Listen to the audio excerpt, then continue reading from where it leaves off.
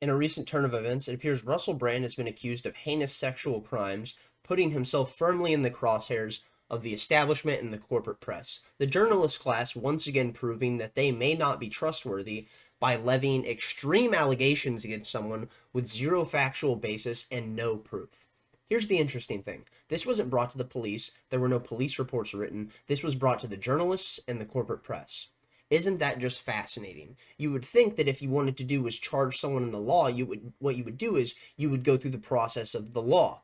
But what you would want to do if you wanted to smear and tar and feather someone's name so you could diminish their capacity to grow as well as being an influential voice against the establishment, what you would want to do is desecrate the value of what their name holds in public society. Like running a massive propaganda campaign that pushes smear, that tells endless lies about this person so no one believes that their credibility has any more value because they're seen as nothing more than a heinous liar and a sexual predator. I don't know if this is actually the case. What I'm saying is we've seen this happen endlessly with how the establishment seems to push the same exact playbook on different people. So here's the deal. I do not know if Russell Brand did this. If he did, he goes to the wall, and I don't give a fuck. If he didn't, this is just another reason why no one should trust the corporate press or the journalist class. Let's go ahead and jump in. In a recent tweet from Scott Adams, he says, "Name any topic in the news that got more investigative energy from the press than Russell Brand's sex life. Meanwhile, here are a few things they may have missed." And what we see is this is a hoax quiz. How many of these hoaxes do you still believe are true? The Russia collusion hoax, the Steele dossier hooker story, Russia paying bounties on U.S. soldiers in Afghanistan, Trump called neo-Nazis fine people, Trump suggested drinking/injecting bleach to fight COVID, Trump overfed koi fish in Japan, Trump cleared protesters with tear gas for a Bible photo op, Hunter's laptop was Russian disinformation, elections were fair because no court found major fraud, January 6th was an insurrection to overthrow the government, Trump tried to grab the steering wheel of the beast, Border Patrol agents whipped illegal border crossers, Trump stored nuclear secrets at Mar-a-Lago, Governor Whitmer kidnapping plot, Trump mocked a reporter's disability, government spending to subsidize green products reduces inflation, Trump invited Nick Fuentes to a dinner at Mar-a-Lago, Twittergate was a dud and we learned nothing new or worrisome from it, Twitter doesn't shadow ban, Twitter hate speech got worse under Elon Musk. What this list is, a list of felonious and fallacious lies that the establishment pushed, which were proven as such, and in the end it didn't matter, because they were simply trying to cultivate a narrative, and with that narrative, they were trying to establish an ethos that made people completely against the figures that they deem as anti-establishment. And this is exactly what I believe to be happening to Russell Brand. As I said already, I do not know if he is guilty. And if he is, I do not care if he gets put to the wall. But what I do not trust is the establishment when I see them carpet bomb the media landscape with these stories like this, and they're not taking this to the courts. They're taking it immediately to the press because they're trying to tar and feather someone's name. On to end wokeness, we see YouTube demonetize Russell Brand over an unproven sexual assault allegation. How many of Jeffrey Epstein's Hollywood clients did YouTube suspend? How about Bill Clinton, a man who visited Pedophile Island and is accused of rape? How about Joe Biden, who groped girls on camera and is also accused of this? Here's the deal. The fact that we don't have any information on Jeffrey Epstein, the journalist class isn't asking questions and running stories about this every single day, trying to find out every single piece of information and every single person who is connected, well, it should say enough. They don't want to know anything about Epstein's client list because they are Epstein's client list. Moving on, we see the redheaded libertarian. All Russell Brand's accusers went through the media, not the courts. They made a documentary. They didn't file a police report. Convince me they want justice and not money. And now we have this clip from Russell Brand. And this is him explaining what is going on. This is him getting ahead of the actual articles that were being pushed because he was contacted by the journalists that were writing these smear pieces. So here's the deal. Elon Musk saying, of course, they don't like competition.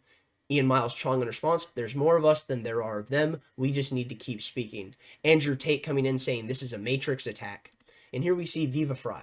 Viva Fry said, Trump's indictment showed us you don't even have to be committed in a criminal action in order to be indicted. Enrique Ontario's sentencing showed us you don't even have to be in prison to be convicted at January 6th. Douglas Mackey's conviction showed us obvious satire can now be criminalized. All concrete evidence that anyone with a remotely checkered past will be an easy target. As Alex Jones said, it's the same playbook over and over again. You're just the latest target. All right, and with that, let's go ahead and jump into Russell Brand.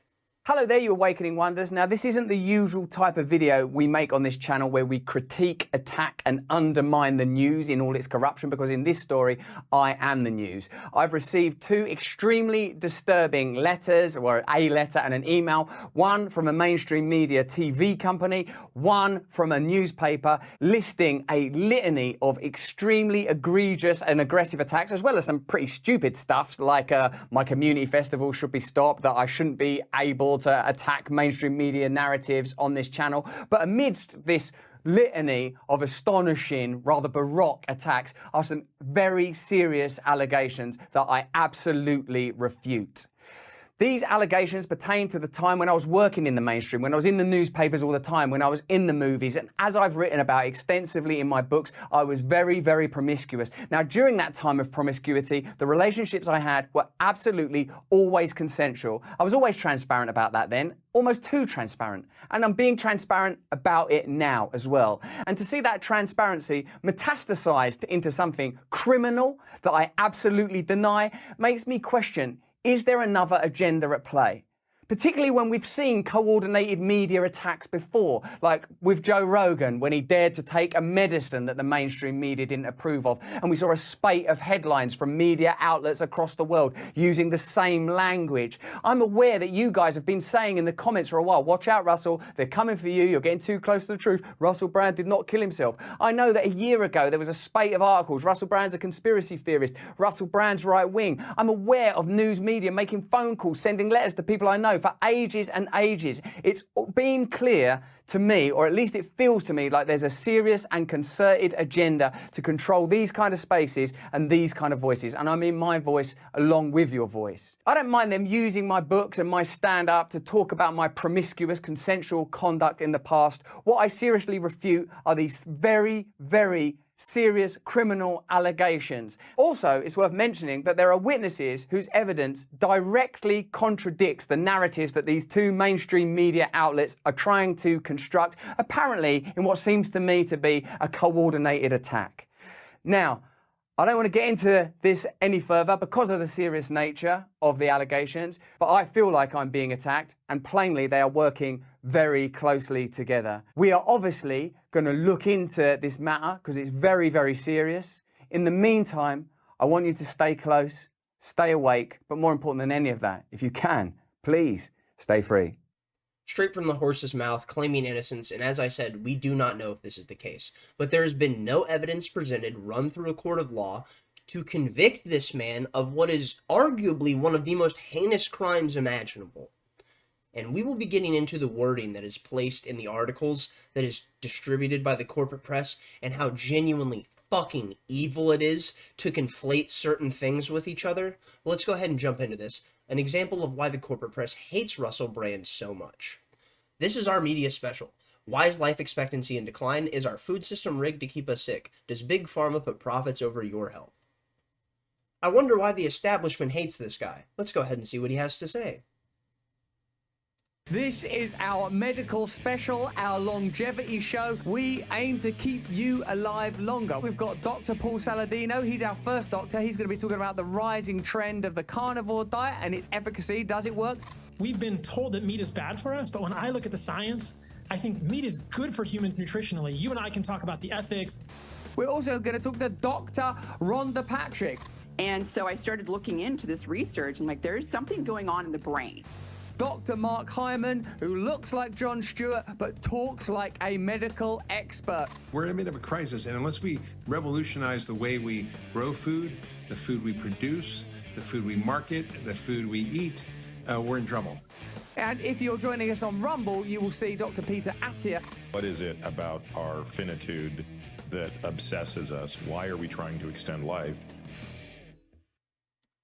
So, Russell Brand approaching things like the carnivore diet, which is something outside of the medical establishment's mandated perspective of what you should be doing for your health, considering they want you to go ahead and operate on nothing more than the food pyramid.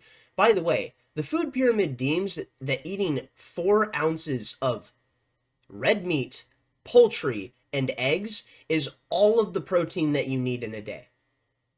That's genuinely unfucking believable and unsustainable. Go ahead, I will leave a video linked above right here about fat shaming. And it's not about fat shaming, it's about metabolic health. But my whole point is that I'm making is that we need to make fat shaming great again. And the whole metric behind that is that you don't shame people for being bad people because they're fat. What you do is you want to tell them that they can be better, because it's a lot harder to lift 300 pounds to get off the couch when you're incredibly morbidly obese than it is to deadlift 305 pounds when you're in the gym. So we're going to move on, and we see people like Simone Atiba. This video clip might be also why they're going after Russell Brand. Let's go ahead and give it a watch. I'm going to go ahead and play it. Let's go. This is me post initial upload. I had to come back and edit the video because the segment I had used from the Bill Maher show has been taken and copyright struck. So please pause the video right now, go to the link in the description below, click Simone Atiba tweet so you can watch the video to get more context, to understand what's going on with everything and why Russell Brand is being persecuted by the establishment, his stances, his beliefs. Go ahead, click it, and then come back to this video. Thank you. Let's go ahead and continue. Is that not just the perfect example of Russell Brand dismantling what I would argue is nothing more than an establishment hack? MSNBC casting their stones from the castle that is their media tower, as Russell Brand loved to say. What I love about this, and what I love about Russell Brand talking when he gets into these situations, when he's on these live shows, is he's so genuinely charismatic and he's so eloquently well-spoken that when he starts waxing and waning about certain topics, you can see people attempt to interrupt him, and there's just absolutely no chance of stopping him because he's on a tear and he's effectively achieved flow state, and you're not going to pull him out of it. Let's go ahead and jump into another clip we have of Russell Brand on Bill Maher's show. This one even better than the last. Let's go. Out of respect for you and your show, I've brought some facts. Would you... If you like, they're actually... You just get the fuck out of here. This is not the place. I thought you like facts. We love facts. I love facts. I wouldn't have mentioned it. I'm English, and you know that politeness is our fundamental religion. Yeah. But they do pertain to this issue, so may I say some of them? Please, if they please inconvenience do. you, I'll stop saying them. The pandemic created at least 40 new big pharma billionaires. Pharmaceutical corporations like Moderna and Pfizer made $1,000 of profit every second from the COVID-19 vaccine. More than two-thirds of Congress received campaign funding from pharmaceutical companies in the 2020 election. Pfizer chairman Albert Bourla told Time magazine in July 2020 that his company was developing a COVID vaccine for the good of humanity, not for money. And of course, Pfizer made $100 billion in profit in 2022. And may I just mention, finally, and this is also a fact, that you, the American public, funded the development of that. The German public funded the BioNTech vaccine. When it came to the profits, they took the profits. When it came to the funding, you paid for the funding. It's difficult not to... But I will just add one thing. It is possible that these are greedy capitalists who made a lot of money, and also there are a lot of people who did need the vaccine. Yes. There are a lot of people who did need the vaccine. I never wanted to be told I was one of them. Right. Who had to take it. But there are lots of people who needed that vaccine and would be dead without it. That is true, too. Bill. That is true, too. More facts. All I'm querying is this. Yes. Is if you have an economic system in which pharmaceutical companies benefit hugely from medical emergencies, where a military-industrial complex benefits from war, where energy companies benefit from energy crises, you are going to generate states of perpetual crisis, where the interests of ordinary people separate from the interests of the elite. I would argue that was the perfect example to show why the establishment has been carpet bombing Russell Brand with this cavalcade of propaganda stating the fact that he is a heinous sexual criminal. As I've said multiple times, we do not know if this is the case of him actually being guilty, but there's been no evidence brought forth. It's going to be a real shame if this comes forward to be a Cosby situation and a lot of people end up looking like dumbasses, myself possibly included. But we're going to look at this objectively based on the standard of what he's saying and why these metrics from the establishment and these stories might be being pushed through the media rather than through the law. Let's go ahead and jump into another clip where he's criticizing Bill Gates. Bill Gates epitomizes this trend. I've got no particular thing against Bill Gates, but he does represent a certain mentality. I'll do what I want to do, you do what I want you to do. That's the Bill Gates way. And today, we're going to work out who's contributing more to climate change, you or Bill Gates. Let's see. Bill Gates has shrugged off allegations that he's a hypocrite for climate campaigning while travelling by private jet. In an interview with BBC's Amal Rajan, Gates addressed the accusation by saying he offset his family's carbon footprint and contributes to solutions. Oh, I didn't realise that. That's cool. Let's have a look. What do you say to the charge that if you are a climate change campaigner, but you also travel around the world on a private jet, you're a hypocrite?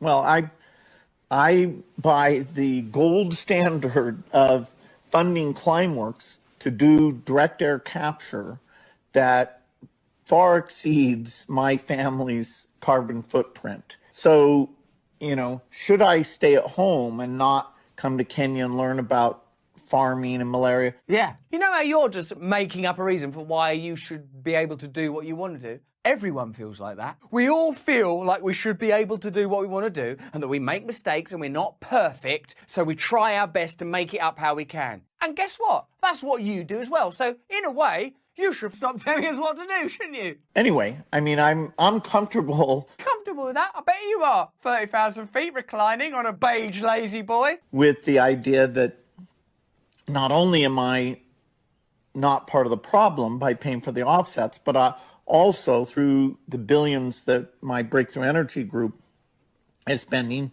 that I'm part of the solution. You are part of the solution. He's definitely not part of the problem. He isn't part of the problem when he's making massive donations to the media for favourable reporting. He's not part of the problem when he's funding vaccine organisations then getting out just before stock prices drop. He's not part of the problem when he's giving billions to the WHO. He's not part of the problem when the Bill and Melinda Gates Foundation is accruing more money than they spend, making a not-for-profit organisation, well, you could say profitable. I'm sure Bill Gates has got some explanation. Maybe he's offsetting that profit in some way by helping us in ways that we're too stupid to understand. But on the surface, it looks like Bill Gates does what he wants, then justifies it afterwards. But I must be too stupid to understand what's really going on. From NPR, we have British media report rape and emotional abuse allegations against Russell Brand. This is very much akin to the articles that I saw all across the corporate press, whether it was from CBS, ABC, CNN, MSNBC, the Washington Post, the Washington Examiner, the Times, all of it. They were all relatively running similar stories with similar wording, and it was mind-blowing because it's just another example of, for people that don't trust the corporate press, that they just see this and they're like, oh yeah, you're just pushing a narrative. And then for people that want to trust the corporate press are sitting there like, wow, why are these people all saying the same thing, having zero minutia, no grayscale? Why is everything always so black and white? But a lot of times the people that are still caught up in the bubble of the corporate press don't even have the mind to think of that because they're so captured that they just see an article that is presented and they just go, well, that person must be guilty because the establishment said so. Because why would the person at the front of the room lie to me when I myself wouldn't even lie to my neighbor? Moving on, we see Russell Brand has been accused of rape, sexual assault, and emotional abuse according to joint investigation published Saturday by British media. The actor denies these allegations. And the fact that we are correlating the weight of rape and sexual abuse in the headline to be even near each other. The discrepancies between these two are so vast, it's almost unbelievable. One being the most heinous sexual crime imaginable, and the other being something that every single cop does to his wife. I cannot get over the fact that what would happen here is if we were looking at this in another instance and comparative to the actual drastic distance between the two, if someone walked up and executed an elderly woman and then proceeded to bully a small child, what you wouldn't do is walk up to the police officer and say, sir, this man just executed this innocent woman in cold blood, and can you believe it, he also started bullying this small child. No one would say that because they've already showed the depravity that lies within their soul. So, Russell Brand has been accused, and what we see is these allegations against the British entertainer emerged in an investigation by The Times, The Sunday Times, and Channel 4. 4 women have alleged sexual assaults between 2006 and 2013, while he was a presenter for BBC Radio, Channel 4, and then an actor in Hollywood films. Man, isn't that just unbelievable? The fact that it's not coming out until over 10 years later, isn't that interesting? Brand issued a video statement on Friday denying these allegations. And what's even more interesting is, let's say these claims are actually true and Russell Brand did commit these actions. Well, it's incredibly hard to prove after the fact. It's so much harder to prove now than it would be back then. And another thing is, you would think if you wanted to prove this without fail, you would take this through the law and through the judicial system. So, Here we see, amidst this litany of astonishing, rather baroque attacks are some very serious allegations that I absolutely refute, he said. Brand added that he has always been open about his years of sexual promiscuity and said that all of the relationships he had were always absolutely consensual. According to an accompanying report about the investigation process published by The Times and The Sunday Times, launched its inquiries into Brand's conduct in 2019 after the news organization was made aware of allegations against Brand relating to his treatment of women. The media organization said reporters have also seen private emails and text messages, submitted Freedom of Information requests, viewed medical and therapist notes, scrutinized Brand's books and interviews, and watched and listened to hundreds of hours of shows on the BBC, Channel 4, and YouTube to corroborate allegations. And the fact that they're getting access to his medical records and his notes from his therapist, isn't that stepping over the line? Doesn't that breach a code of ethics? Please let me know in the comments down below if I'm wrong about that. It says, in response to a request for comment, Brand's representative referred NPR to Brand's video statement. After launching his career as a stand-up comedian in the early 2000s, Brand appeared in TV shows such as Get Him to the Greek, Forgetting Sarah Marshall. Really funny in Forgetting Sarah Marshall, as well as Get Him to the Greek. So here's the deal. Once again, we see the establishment coming after an anti-establishment figure and tarring them and feathering them with what we can see as the most fucked up allegations imaginable. That you would prey on women. Genuinely depraved. And as I've said in the beginning, if Russell Brand is guilty of this and he is genuinely found to be convicted in the court of law, then when it comes to this, I don't give a fuck if he goes to the wall. But until then, I'm completely unokay with asserting allegations to tar someone and destroy their credibility, annihilating their capacity to make money because YouTube has stripped his ability to make money through ad revenue. And with that, we see that these people are treating him as if he's already guilty, which is another reason why you should be so on edge about what the establishment has to say when they push these narratives about people who do not toe the line. That's all I've got for this. Thank you for watching. Tell me where I'm wrong in the comments section down below. Give this a thumbs up if you liked it, a thumbs down if you didn't. Stay lovely, stay great. Peace out.